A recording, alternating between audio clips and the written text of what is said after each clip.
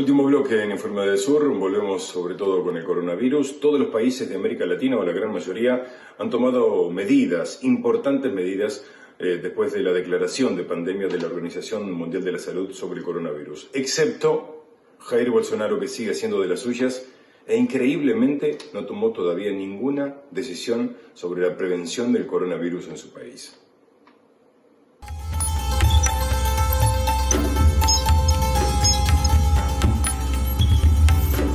Para el mes de marzo, América Latina comienza a sentir los efectos del virus. Argentina y Venezuela anuncian una cuarentena a nivel nacional. Ecuador y Perú implementan bloqueos en todo el país y Colombia cierra sus fronteras. Sin embargo, Bolsonaro continúa firme en su ignorancia. Con 2.554 infectados y con un ritmo semanal de más de 300 contagios por día, el presidente habla en cadena nacional. O que se passa no mundo tem mostrado que o grupo de risco é o das pessoas acima dos 60 anos. Então, por que fechar escolas? No meu caso particular, pelo meu histórico de atleta, caso fosse contaminado pelo vírus, não precisaria me preocupar. Nada sentiria ou seria, quando muito, acometido de uma gripezinha o resfriadinho. En ciudades como Río de Janeiro, donde Bolsonaro concentra su capital político, y en San Pablo, donde su hijo Eduardo fue el diputado electo más votado de la historia, las cacerolas suenan en rechazo a la ausencia de medidas. Es precisamente San Pablo el epicentro de la enfermedad en Brasil. Criticando la inacción del Ejecutivo, su gobernador, João Doria, encabeza una reunión con 26 de sus 27 pares y si bien descarta un cierre total de la ciudad que acumula un tercio del PBI nacional, llama a intensificar las medidas de aislamiento social. Si bien por ahora un impeachment parece fuera de la mesa, en el plano político, los principales referentes de la oposición salen a contradecir a Bolsonaro cada vez que éste habla.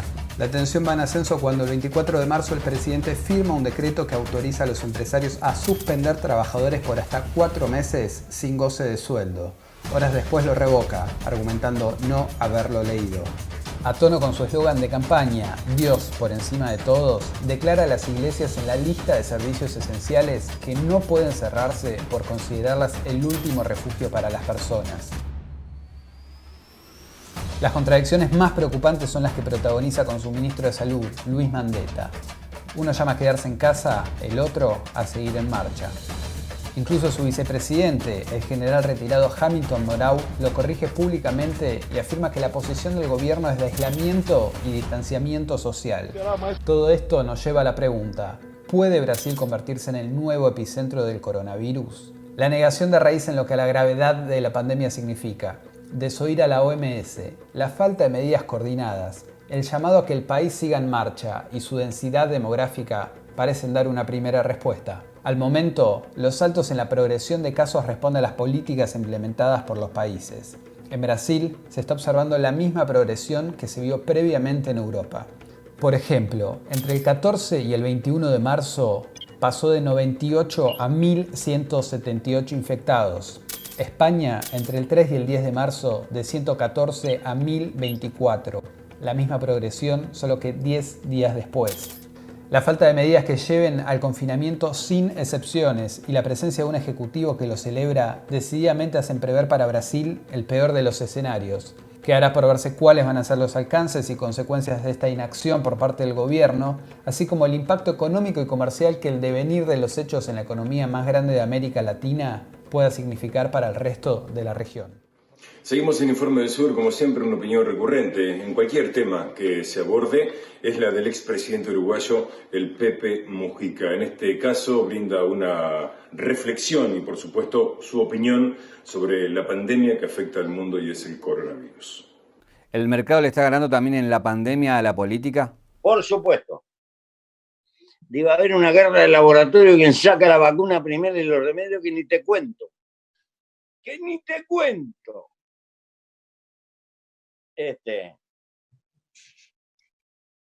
Desde luego, porque en toda crisis hay ganadores y perdedores. Estate tranquilo que en esta crisis va a haber gente que va a explotar las leyes del mercado a su favor. Pero la cosa esa es la realidad. Ahora, tenemos que entender que más que nunca tenemos que pensar en los sectores más débiles y de alguna manera tratar de compartir lo que tenemos. Porque ahora tenemos la crisis de la pandemia, pero pasado mañana tenemos las consecuencias. 3.000 y pico de millones de personas en este mundo haciendo cuarentena y parados, y eso es demasiado para que no nos salpique a todos. Vamos a tener crisis de precios. La celulosa bajó el 30% ayer, el petróleo está a precio ridículo, etcétera, y vamos a ver qué pasa en la balanza internacional de lo que vendemos.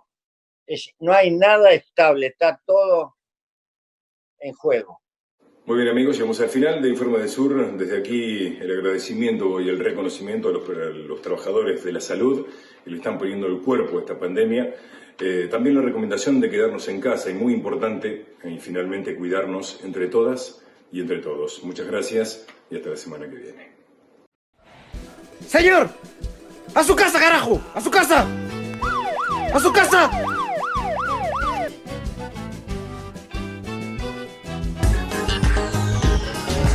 Ya echa a lavar los maones y camisetas, ya planchea, doble y sin nudo con las medias, ya barrilla, mapia y limpia la casa entera en cuarentena.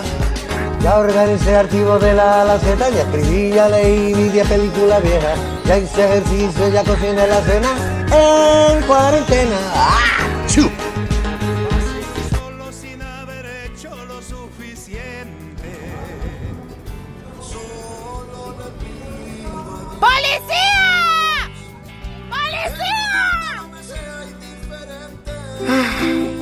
Estoy de vacaciones en un crucero. Cruzo para la sala, cruzo para la cocina, cruzo para el baño,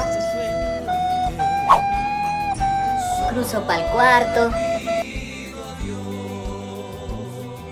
Debo mantenerme sereno para no caer en la locura. ¡No hay papel! Ya tarde.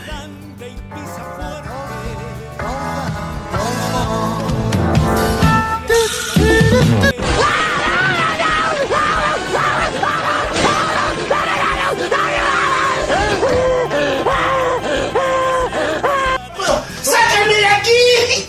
¡Sácame de aquí! ¡No lo soporto a mi suegra! ¡No lo soporto! ¡Prefiero morir en la calle que terminar conmigo! ¡Sáquenme de aquí, no! Amor, Hola, amor.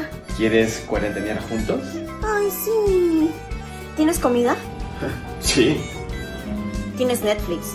Sí. ¿Tienes papel? No. Tú estás huevón.